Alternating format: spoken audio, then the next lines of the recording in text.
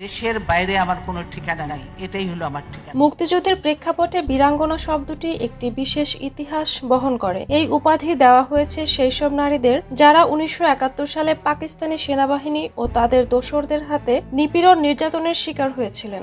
রাষ্ট্র তাদের যন্ত্রণা ও ত্যাগকে সম্মান জানাতেই এই মর্যাদা প্রদান করে। অনেকেই দাবি করেন BNP chairperson Begum Khaleda Xiao নাকি এমনই এক বীরাঙ্গনা। যুদ্ধের সময় তিনি পাকিস্তানি সেনাবাহিনীর হাতে বন্দী ছিলেন, এমন কথাও শোনা যায় অনেকের মুখে। বিভিন্ন গবেষণা অনুযায়ী 1971 সালে প্রায় 2 থেকে 4 লাখ নারী পাকিস্তানি সেনাদের নিপীড়ন নির্যাতনের শিকার হন।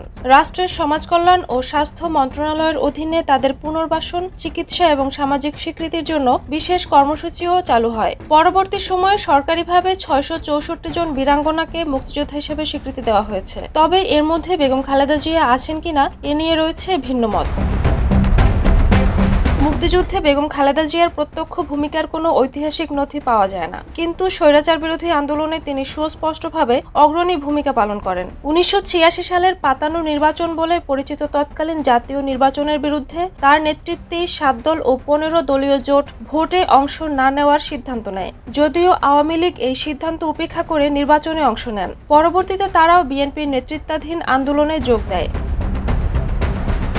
সাম্প্রতিক 2024 সালের জুলাইয়ের গণ অভ্যুত্থানেও ছাত্রদের আন্দোলনের প্রতি তিনি রাজনৈতিক সমর্থন জানিয়ে যান। দীর্ঘ রাজনৈতিক জীবনে খালেদা জিয়া বহু বাধা বিপত্তির সম্মুখীন হয়েছেন। তবুও বাংলাদেশি রাজনীতিতে তাকে অনেকে আপোষহীন নেতৃত্বের অন্যতম প্রতীক হিসেবে বিবেচনা করেন। Jhuma Mridha, the news.